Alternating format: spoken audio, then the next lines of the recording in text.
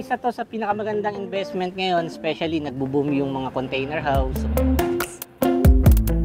So yung 20-footer natin, nag-a-average to ng mga 250,000. Mabigat nito, lahat ng dinaanan, lahat yan tinamaan ng container. Yung mga cable, branches ng trees, lahat yan nasira. What's up mga kumpanyeros? Andito tayo ngayon sa May Mendez, Cavite. And in this video, this is all about the story of the Box House. Ang Box House ay matatagpuan sa Anuling Cercados, Carasuchi Road, Mendez, Cavite. Nasa 15 minutes lang ito mula sa sentro ng Tagaytay at 2 hours away naman from Metro Manila.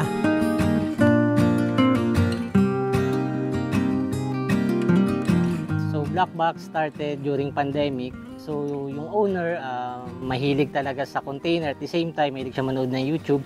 So doon siya nakabuo ng concept na mag-establish ng Black Box, which is magiging part ng kanyang business.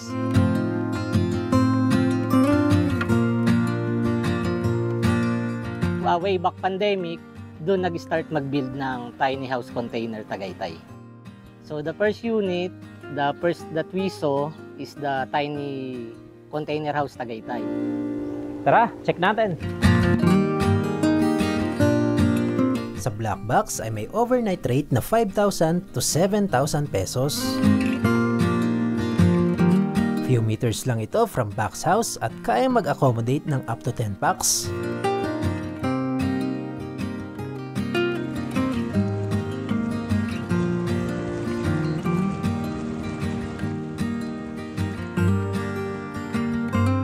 After pandemic, na-establish naman tong Box House, which is started last year, last quarter of 2023.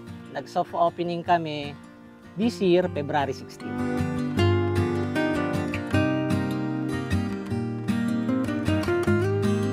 The average lot of this property is around 749 square meter. But of course, for the floor plan of this unit, per unit, it average 75 square meter.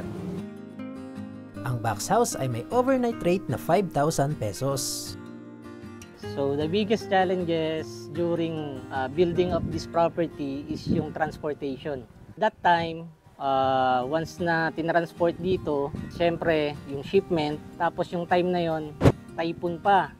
So mabigat na ito, lahat ng dinaanan pagdating dito sa Carasuchi Road, of course, syempre kung mapapansin mo dito, ang daming puno.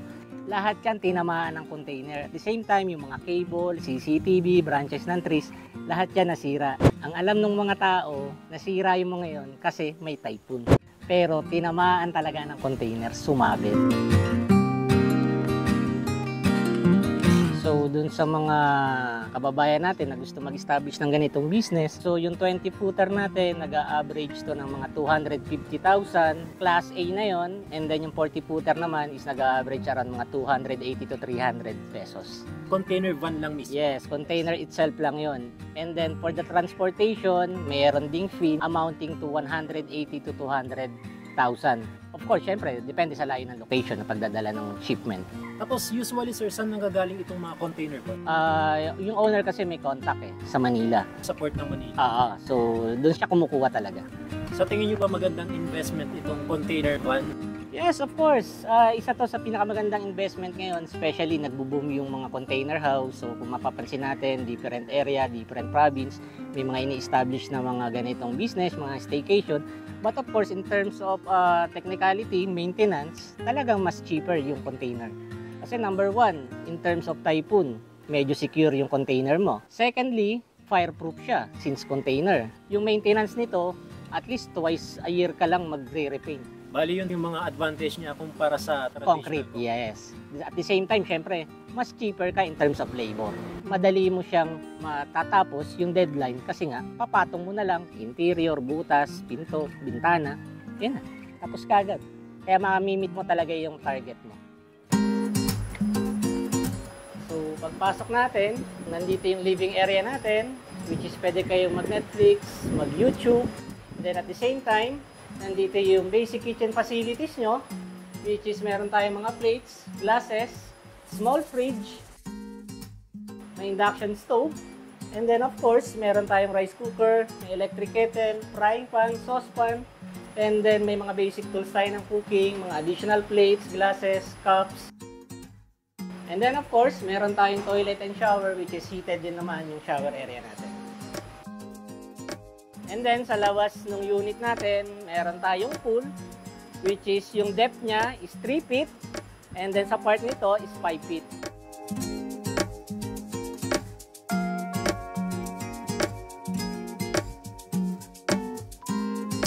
And then for the second floor, so nandito yung sleeping quarters natin which is yung sizes ng bed is queen size bed and then meron na rin tayong blanket, bedsheet, and pillows.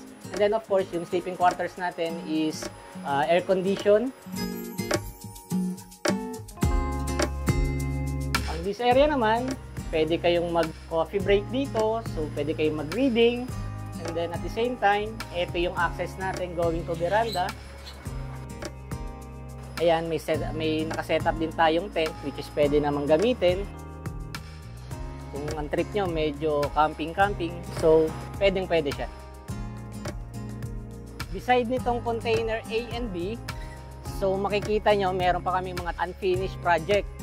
So hopefully, by end of 2025, ma-open na rin namin to. So magkakaroon pa dito ng at least 2 unit pa ng container. May vacant lot pa na nakatanim is mga dragon fruit.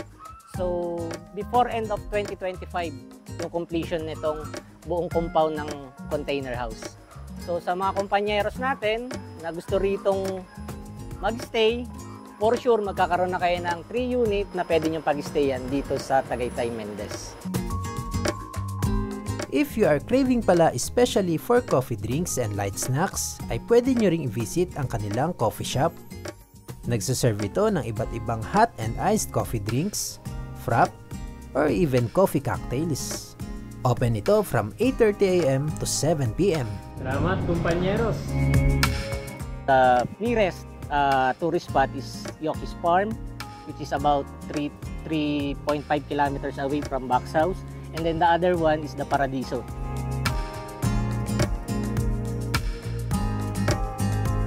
And then, aside from that, yung famous sa Tagaytay, of course, yung Sky Ranch.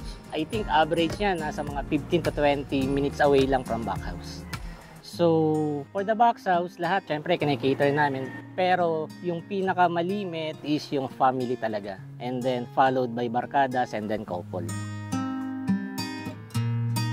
So, per unit, we can accommodate at least 6 para lang maging comfy yung guest. I can say naman, 8, 9, 10. Pero syempre, of course, titingnan namin yung comfy ng guest. So the idea is 6 lang? 6 pa. So, usually, feedback sa amin is yung good service. Secondary, yung nice place. Of course, syempre, nasa Tagaytay tayo, yung weather. Hindi nawawala talaga yun. For the commuters, of course, the PITX, check lang nila yung signboard ng mga bus na which is Mendez, Tagaytay.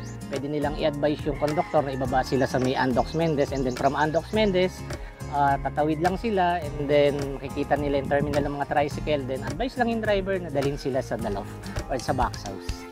Sa lahat ng mga kompanyeros natin, ini-invite ko kayo na pumunta rito sa Box House. Located to sa Anoling Cercados, Carasuchi Road, Mendez, Cavite.